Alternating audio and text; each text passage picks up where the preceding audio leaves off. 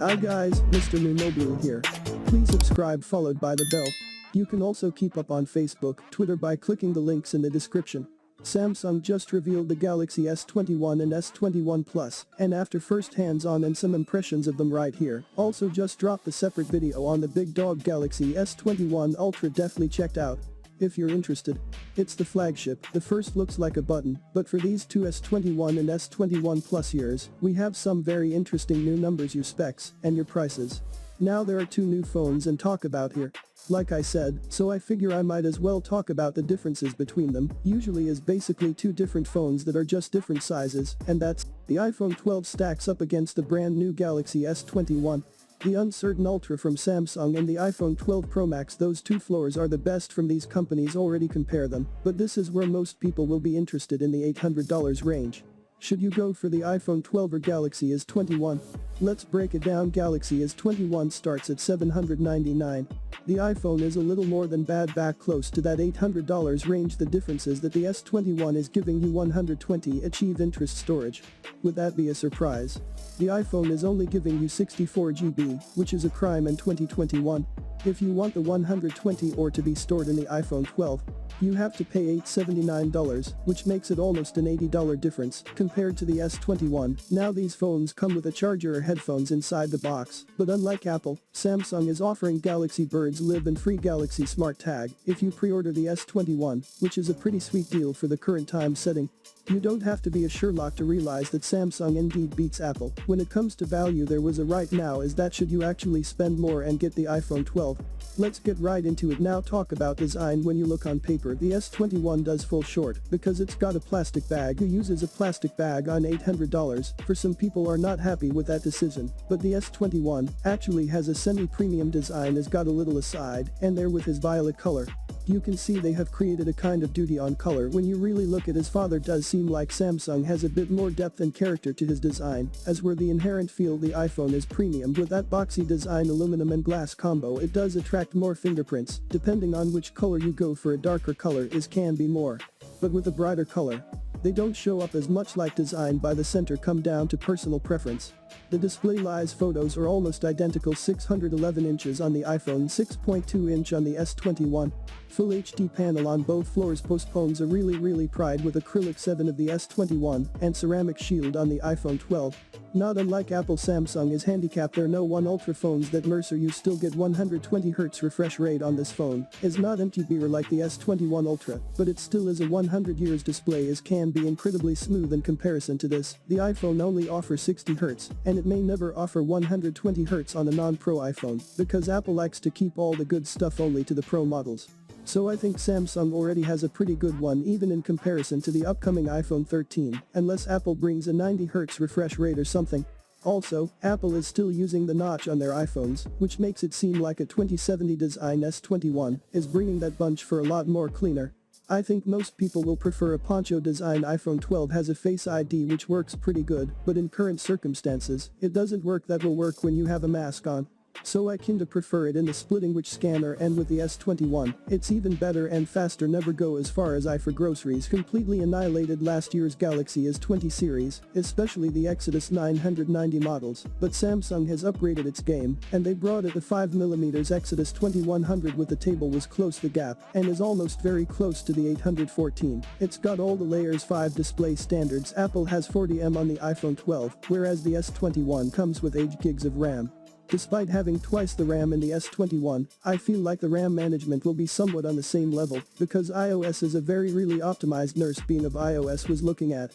I was 40 by doing the iPhone 12 years. The answer 11 bears the One UI 3.1 for a lot of people. This may be the deciding factor. iPhone just works great with third-party apps like Instagram, Snapchat, and of course if you're in the Apple ecosystem, can the word great with your MacBook and all those other Apple devices. Samsung has improved their connectivity side as well, with the S21 series there. They were really good with Windows devices, already had that link to Windows option, and of course, being Android, it does bring a lot of customization to the table, and 120.0 has a pretty good security standard. Like is my favorite skin on the Android phone right now, as the name suggests it is One UI, meaning they have designed this in a way that is actually a lot easier for 100 users, something that I still find a bit difficult on the iPhone, especially if you are using a Pro Max. Let's talk about cameras.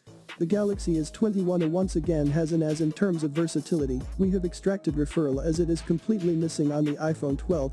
So you were just relying on the soccer zoom. Apple reserve their daily will resume on the Pro iPhones, but Samsung clearly has a bit of a generous point of view when it comes to the camera department. Although doesn't have the versatility of the S21, the iPhone does indeed bring some pretty good consistent images to the table, is probably got the best video performance in this price range, amazing skin tones. I would like portable performers on the iPhone as well. The S21 on your hand does bring ADA video to the table, and of course, ACR videos with 4K resolution up to 60 frames per second. The brand new Exodus 2100 camera interpolated both of these two chips, have brand new camera ISP, which means that the dynamic range and images nightmare, and LED performance will be improved again. I'll be doing the side-by-side cameras pretty soon, so make sure to subscribe. Is also worth mentioning that the camera's offer experience is pretty back in the S21. So you get features like director mode, which allows you to shoot videos with all lenses simultaneously, ultra steady video mode, which is pretty insane.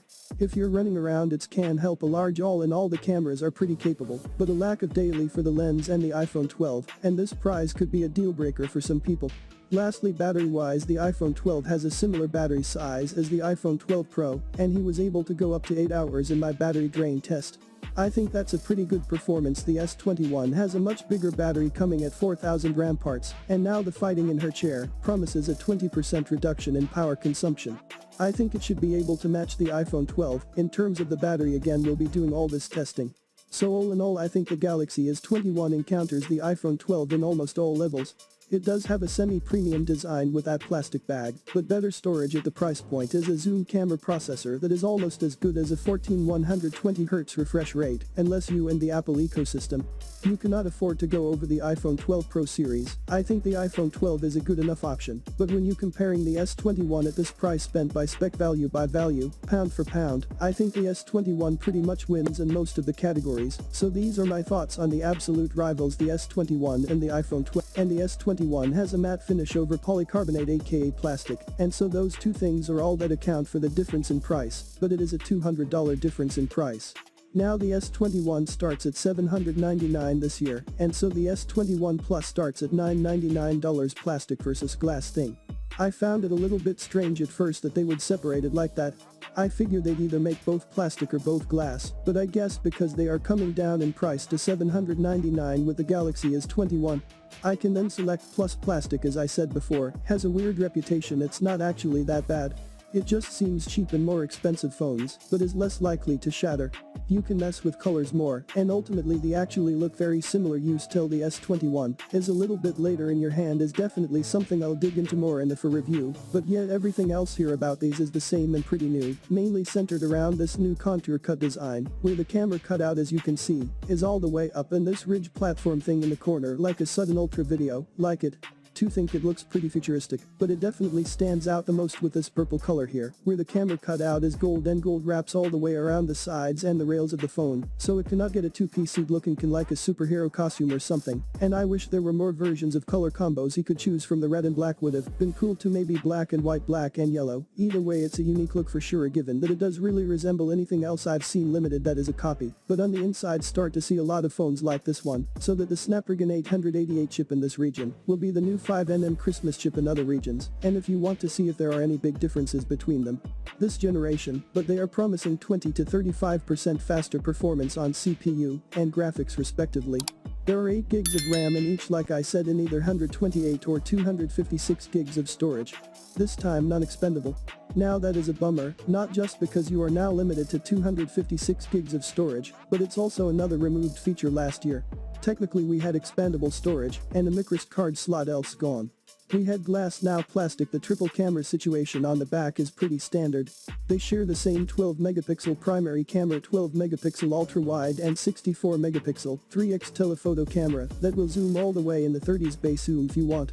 Not quite the 100x of the Ultra, but it does appear to be much more stable than before, and Samsung says it will focus faster and in the display. The front got an interesting update this year, Opticon upgrade, because again they did technically lose another feature. So this year, the displays are now adaptive refresh rate. So they will refresh between 48Hz and 120Hz, depending on what's on the screen. That should save you some battery instead of just being locked at 120 most of the time, but also the displays are now 1080p.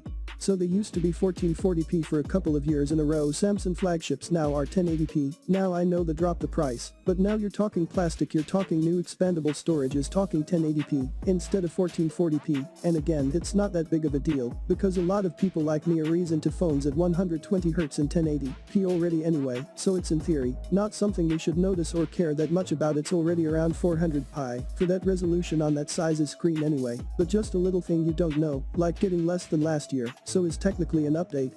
But unlike a call that an upgrade to light test mark and the rest, the changes are pretty minor, but are pretty positive, at least in my opinion. So is 1.77 times larger, and hopefully also a faster fingerprint reader. The glass has a couple of new software features built of the camera, like a more advanced director's mode for video and recording audio from multiple sources and things like that. That's all good stuff for you. It's really mainly just a spec bump and a new design with a couple of tweaks that allow them to lower the price down to $799, and I do like that lower price. I think that is a good move that pushes content on how you feel about the stuff they cut out, but now you pretty much know everything you need to know about the newly announced Galaxy S21 series. Clearly, the Ultra has a lot more going on. If you think is this the change you want to see and does that lower starting price makes you happy, and that it is a fan edition later this year, we'll see either way. That is it guys, please use the link below the description to purchase any of the Galaxy phones, and please subscribe, like the video, comment. Thanks for watching, see you on my next video. Peace out.